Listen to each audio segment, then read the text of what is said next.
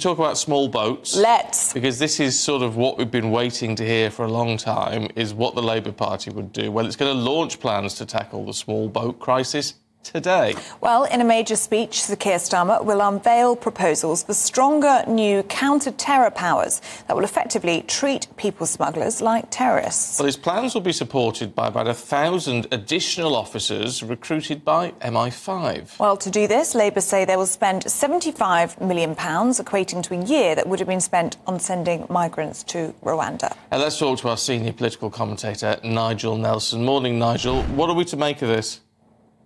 Well, it's a start in the right direction. I mean, what you're talking about, as you just said, is changing the system whereby counter-terror laws can be used against the people smugglers.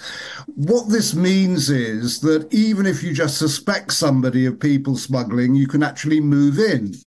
So that will mean, for instance, stop and searches at the border. They could have their mobile phone seized, so you can check their contacts. They could have homes searched. You're drafting in spies rather than just police to actually deal with it. So it sounds like that this could be the start of a major crackdown on the people smugglers. Except, Nigel, in all the sort of reports that we see, it's not the smugglers that are getting caught or coming over, is it?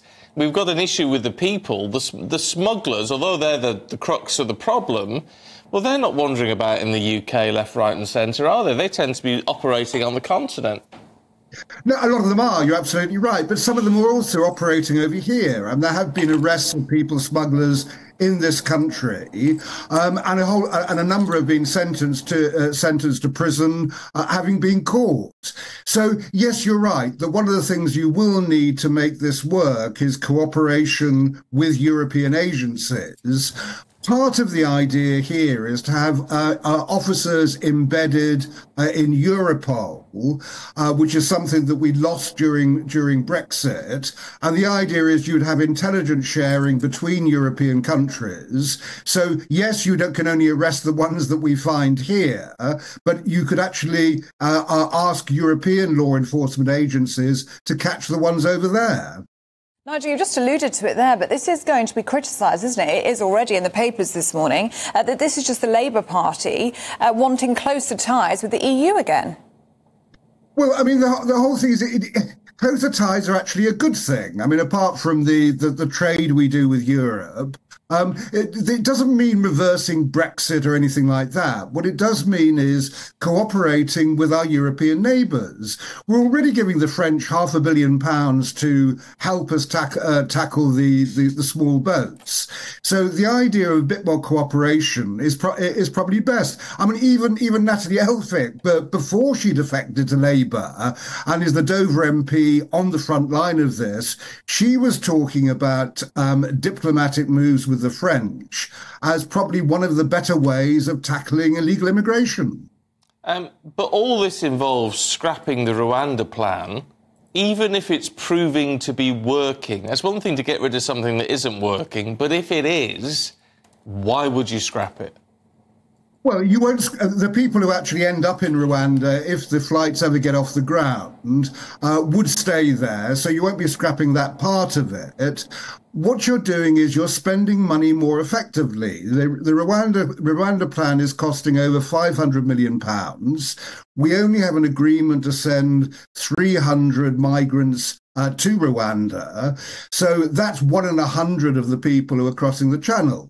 So by all accounts, Rwanda is just not good value for money. It costs nearly £2 million per migrant. Now, you could keep one of those in a hotel here for 30 years with that kind of money. The argument that Keir Starmer is making today is that he can use money better and more effectively. But would they really scrap the Rwanda plan if it was seen to be working? I mean, Rishi Sunak already says it's doing its job as a deterrent, as we're seeing migrant numbers go up in the Republic of Ireland. Yeah, there is an argument over whether or not that Ireland is actually caused by Rwanda. I mean, certainly a lot of the Irish think so. Yeah, the Irish do, but they've yet to produce some decent figures to show exactly the cause and effect there. So yes, it's true that some migrants who are ending up in Ireland are saying that Rwanda is the one that's actually making them go there. Well, they would say that because Ireland, the Irish High Court has deemed Britain an unsafe country because of Rwanda. So these people can't be sent back to Britain under Irish law. I think that when it comes down to deterrent value, you have to look at the actual boat crossings, which is what we're trying to deter.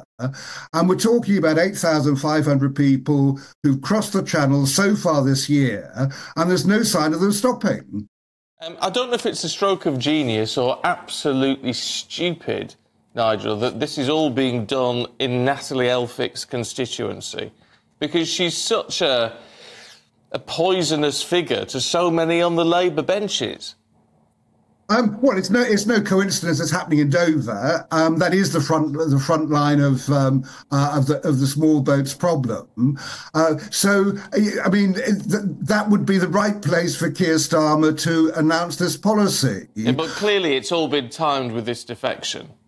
Yeah, absolutely. I mean, the Natalie Elphick's defection didn't happen overnight. There were long conversations with Labour leaders about her defection. So you're absolutely right. This is planned. We're in election year. That's politics. Nigel, whilst we've got you, wanted to ask you about Dominic Cummings, the re-emergence of Mr Cummings and a new party to rival the Tories. Yeah, he's talking about a start-up party. It won't make any difference to this coming election because he's not going to be, even if he gets this off the ground, he's not going to be standing any candidates this time round.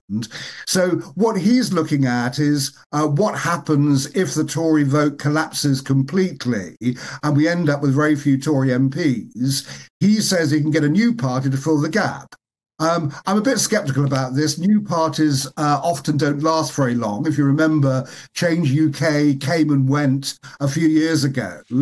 But, I mean, I would never underestimate Dominic Cummings, so we would have to see. But it has no effect on this coming election. No, well, just a quick thought, Nigel, though, on all of this, which I find very odd. We're talking about someone you say you shouldn't underestimate him. He's proved to be very powerful, very influential.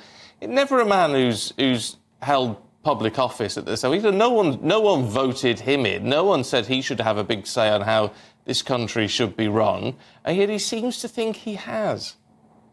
Yeah, I think there's a certain sense of entitlement about Dom, where he does think he should be running the country, and probably in Boris Johnson's day, for a while, he actually was.